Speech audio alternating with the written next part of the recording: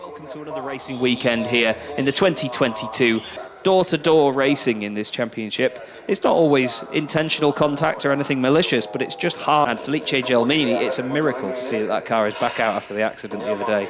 Giacomo Trebi next up alongside Steve Juif, the number 100 machine starting 10th, with Luca Franca and Nikola Miljkovic on row 6. Here we go then, the first race of the weekend at Monza in Clio Cup Series gets underway, and there's loads of wheel spin from Jerzy Spinkovic. Anthony Girardo gets a good launch off the line. It's a great getaway as well by Mark Clio with a 116 machine as well going with him. That's Giacomo Trebi. There's a bit of shuffling in the background as Puget moves over to the right-hand side. There's a move over to the left now by Cristian Ricciarini, I believe it is, in the 107. He gets shuffled onto the grass. There's a bit of a lock-up in the middle. Oh, there's a big hit. There's a massive hit. Nikola Milan's been clouted. Jerzy Spinkovic has been hit as well. There was a car went straight on in that, and I'm really hoping it is not Mattia Lancialotti. Around the outside, somebody's having to jump off the side of the circuit. 113 was Adrian Schimpf that was also hitting. Jay and Girardo flying away at the front now, and whoa, Juif gets right into the back of Nikola Milan there, pushes him. There's loads of smoke in the middle of the field as well, but look at them on the first of the two Lesmos. There's your order then: Puget, Girardo, Gelmini, Milan, Juif, Pantia up into 6th position. Where's Justo Pantia jumped up from? And Puget, the slipstream in these cars is massive. Always keeps the racing nice and close. Nikola Miljkovic up there as well.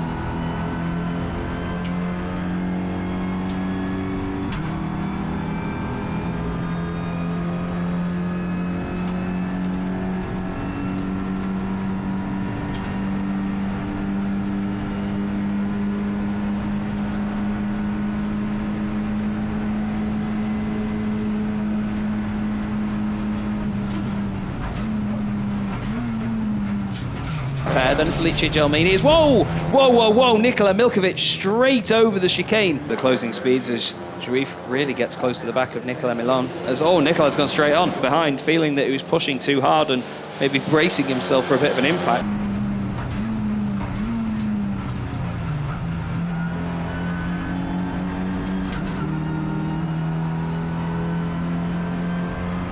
And this is what happened earlier. Oh my goodness me, it's no wonder Nikola Miljkovic was flying into the chicane.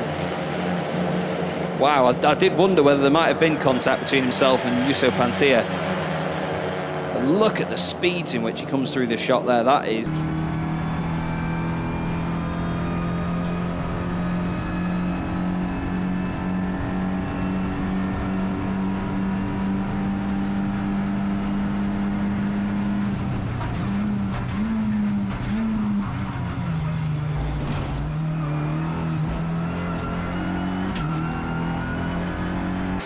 or the Eastern European Championship, I should say.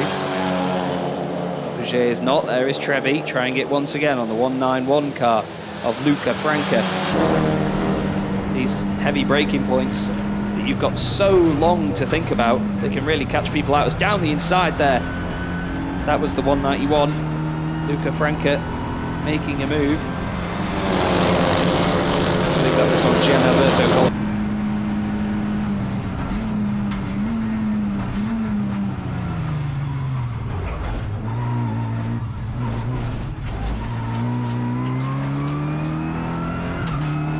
Fine to me, considering the circumstances, is off the road. That's the...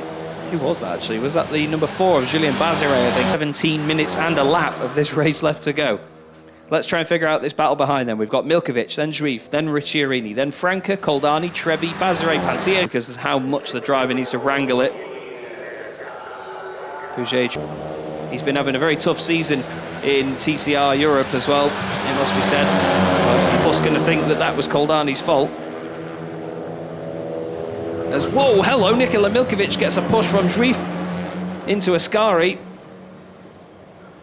Steve's certainly shown that he likes to push people out of the way at this.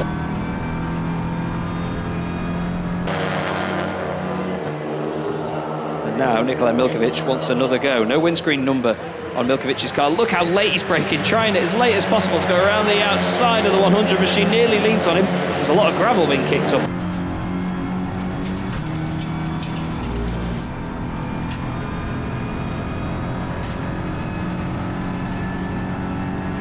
2x2 again here into the first chicane, maybe even 3x3 as it's Schweif ahead, Miljkovic up in the air goes Luca Franca on two wheels as well.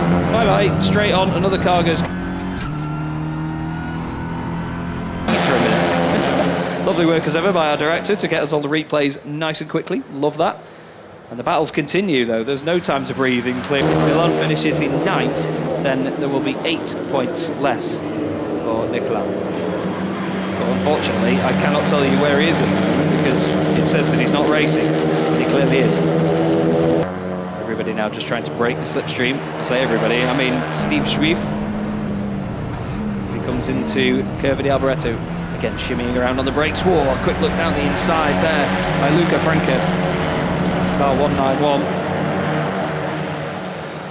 He's usually in just one solid yellow machine. Let the slipstreaming begin. Schweif moves over to the right-hand side. We've got Nikola Miljkovic staying in the middle of the road. He's left just about a car's width on the left, but more than a car's width on the right, says Luca Franca. Thank you. Almost goes straight on at the chicane, still makes it though. More and more shuffling. Look at this now as Miljkovic moving around a lot all over the back of Luca Franca. This is the battle for 4th position now. Compare them to where our current provisional podium finishes are. Once again, Miljkovic tries it on Franca. Nothing doing there. Apparently car 51 has cut the circuit.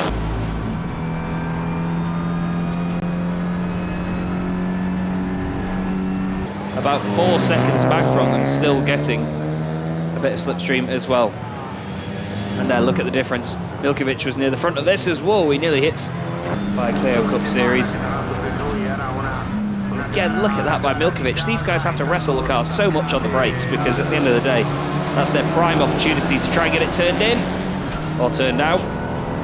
As Luca Franca goes off on the exit of the Della Roggia chicane, Miljkovic moves in front, says thank you.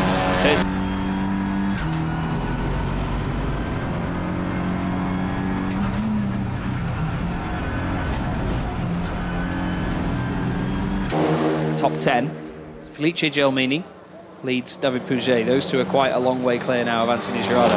Then Nikola Miljkovic is leading the Challengers Cup. Bit by bit, Pouget is reeling Gelmini in. This here is that excellent fight again into the first chicane. Schweif now moving ahead. Easy to spot compared to a number of the others, but not so much this time. He's down the inside now of Luca Franca. Not much. And you can hear the announcer even confirming that as well. Schweif's gone a little bit deep into Ascari there. He's going to lose a bit of time to Miljkovic, who is riding that curb. He might be overheating slightly. Maybe Felice's thinking, right, well, stuff it, we'll move in front of him. Give him loads of hot air rather than the clean, cool air. Here's Schweif going past Nikola Miljkovic. Everybody shaking their heads at each other in the literal sense in the cars as Gio gets squeezed out at the first. Vittorio Zadotti, car 27, one of the Scuderia Costa. It doesn't go past Pirovano, who indicates nicely out of the way, and through they go. So look at this train now, all trying to close in. Schweif is absolutely shoving Girardo down the straight. Everybody fans out, tries to find whatever room they can. Now Pouget will get a big slingshot on Gel. Well, he might not. I was just about to say he's going to get a big slingshot on Gelmini. Oh, he rejoins it into the side of Girardo. We've got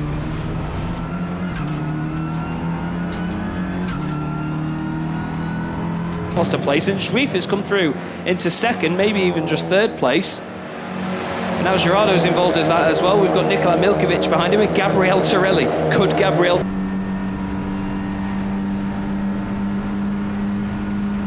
wide into the Della Roggia chicane? It's Girardo being pushed by Miljkovic. Mayo goes for an absolute holiday in the background, and Girardo shovels into the side of Pouget, locks up. Pouget goes straight on the car around. That is Luca Franca. The car temp's either any good, to be honest. Right then, trying to figure out who this is now. Mark gets a shove from Yusuf Pantia. Oh my goodness me, he's gone into the side of him again, and Pantia's around.